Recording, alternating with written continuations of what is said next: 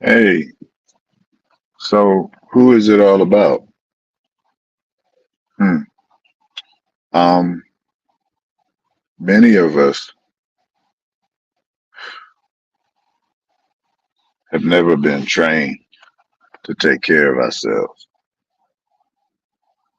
Many of us watched the selfless works of others and the contributions that have been made to family, church, society, and we fell right into the same groove. Many of us have come up in a culture wherein you care about everybody else first and you put yourself last. And when that is the prevailing culture, then not only do you do it, but you also get applauded for it. So it gets reinforced. Phew, what a mess. Because if you are focused on everybody else and everybody else is focused on everybody else, then the tools that the Lord gave you to use can never be fully effective because the husbandman that laboreth shall be first partaker of the fruit, must be first partaker of the fruit. I work with a wonderful guy, a legend, a real legend. When I was a little kid, I got to spend a little bit of time in the kitchen with the great chef, Nathan Caldwell. He really was a chef. We throw around that term when someone can cook really good.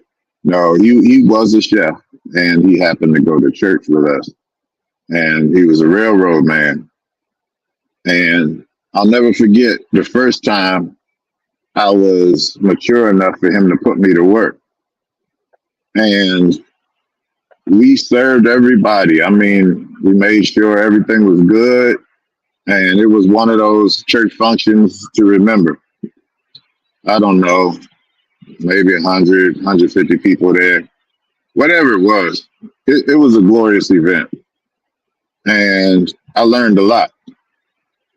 And when we got done, I didn't know how to ask him, but I got up the courage to say, "Hey, Mr. Caldwell, um, can I get something to eat?"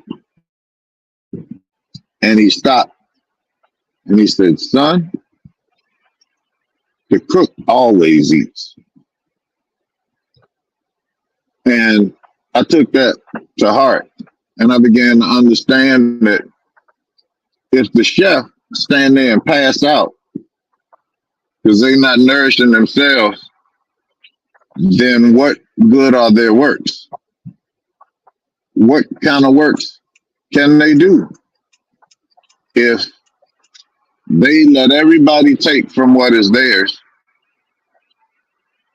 and don't replenish themselves?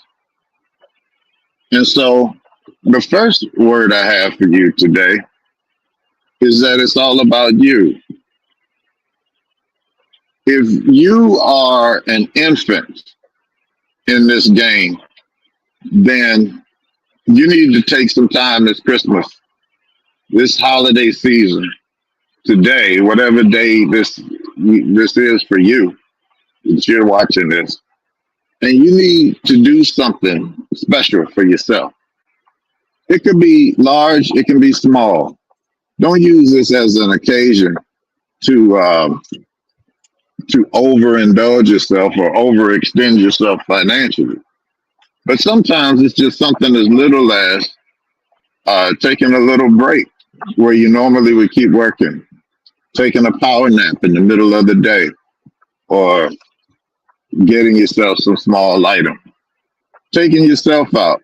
You might only go to ice cream when you have someone to entertain. Maybe you should just go out by yourself and enjoy a bowl of ice cream and either make friends or not and just chill and just think about what good company you are because you'll find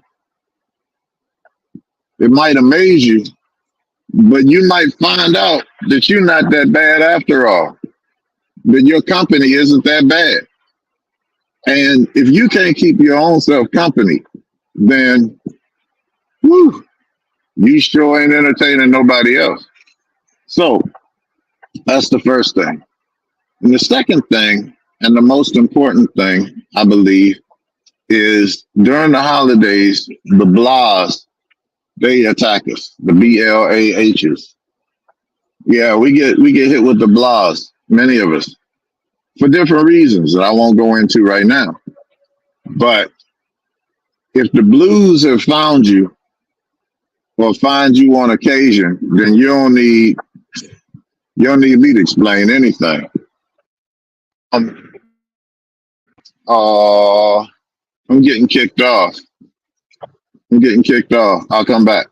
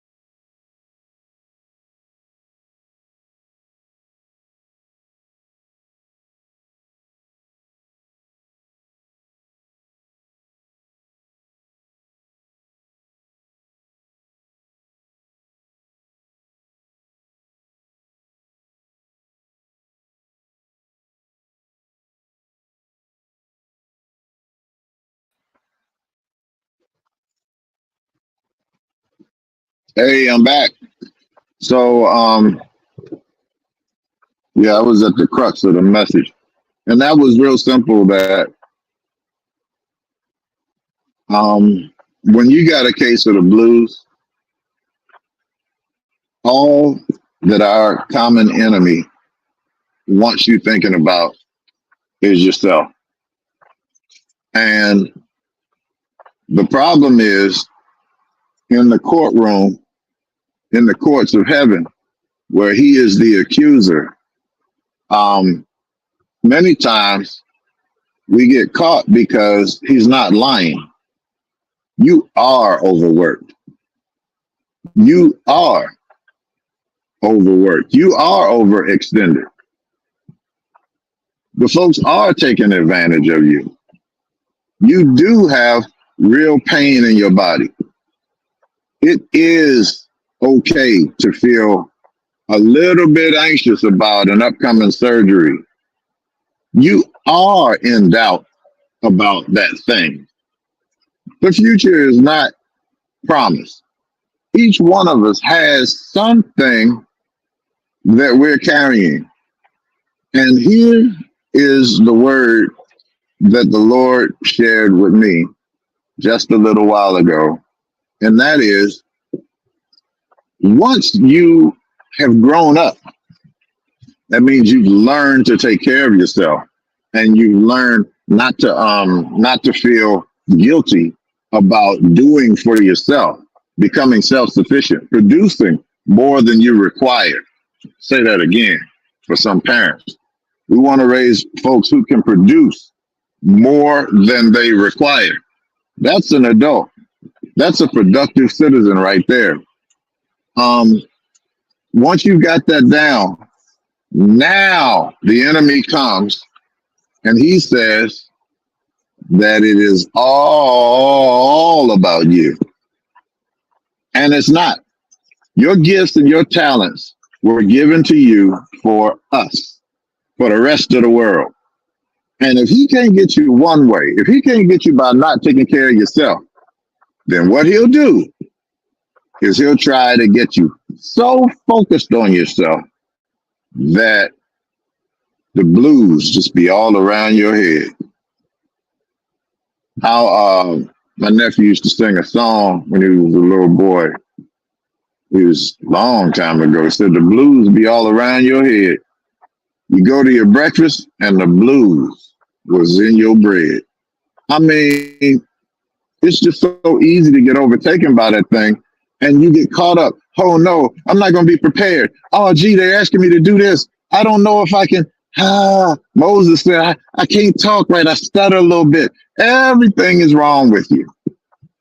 Yeah. And the problem is all those excuses are true.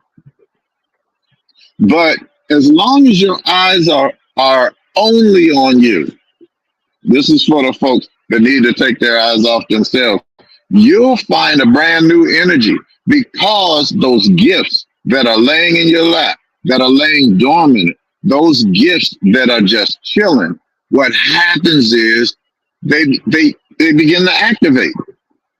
There was an old guy who worked on the railroad, old Clem. Some of y'all railroaders, y'all remember Clem. Clem was an old timer back when the old timers were young. Uh, and he was way past the age when he retired off the railroad. And he would stand out there and give us wisdom because he sure wasn't trying to get no work out there. So while we were working, building railroad, laying ties and laying rail, and inspecting, Clem would be shooting wisdom. Oh man. Anyway, one night we were working overnight up in Philly, and it was, oh man, it was deathly cold. It was cold. It was beyond bitter cold. It was frostbite cold. And we were standing getting ready for the work about 11 p.m. And I'm stomping my feet. I'm shaking my hands. I got hand warmers in each pocket. I'm all ready. I got my new gloves. I'm ready to go. And Clem looks up and said, "Hey, young fella, you cold?" I said, yeah, man, I'm freezing. He said, look over there. See that shovel, them tools? They got some heat on them. I knew where he was going with that. I grabbed my shovel and I got to work. And before long, I was pulling off my coat. I was rolling up my sleeves because it was heat coming off of me. And so, in the same way, I tell you, you got the blues today. You got the blues for any reason, for any good, valid reason. Pick up them tools. Pick up those tools that the Lord gave you. I got a sister. I know a sister right now who lost a parent. She lost a sibling. She lost a spouse, all within a few months of each other. And that was the last parent. And I don't know if it was the last sibling or not. But do you know, when I'm recording this, it's Christmas Eve. Do you know that this sister is somewhere cooking frantically right now? And it's not what you think. It's not that she's going to have company over. Nope. She is cooking frantically because that's a tool that she has. And she said, if I can't do anything, I can serve somebody. And so after she is taking care of herself, she is preparing meals. And you go, if you're one of those recipients or, the person who's delivering, she loaded my car up not long ago at another event. And I made delivery for her. And once again, I was blessed. I had, oh man, you should have seen it. It looked like I was catering a big party. It was just what was left for me in the pans.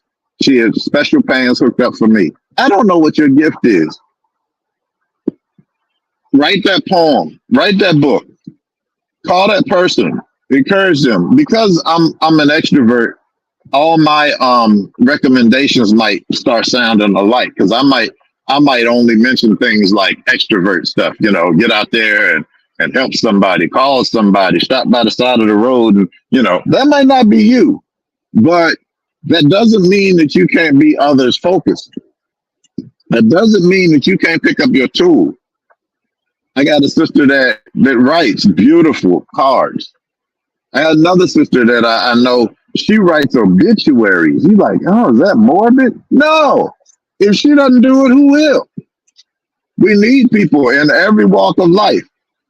So, oh, well, I don't have no cards. That's a good excuse. You can use that. Get some paper and a pen. Oh, well, I don't have paper and a pen. Well, whatever you're watching this on, start typing. Pull up the note section on your phone and begin to put your thoughts to virtual paper. And who knows what's going to happen with it? You might shelve that. You might not even touch it for a couple years. But when you need it, it'll be there. Or maybe you'll pull it out and redevelop it. Maybe it's an outline for something. Maybe it's something for somebody else to use. Figure that. Get out there. Maybe you need to be driving for somebody. Maybe somebody needs a ride. I don't know. I'd like to hear what it is for you. I'd like to have dialogue. Let's get in the comments and talk about it. Share this with somebody who needs to take their eyes off themselves. Share my previous video with someone who needs to put their eyes on themselves. And no matter what you do, you be blessed today and know that even on your worst day, even on your worst day, even on your worst day, the devil is no match for you. Love you.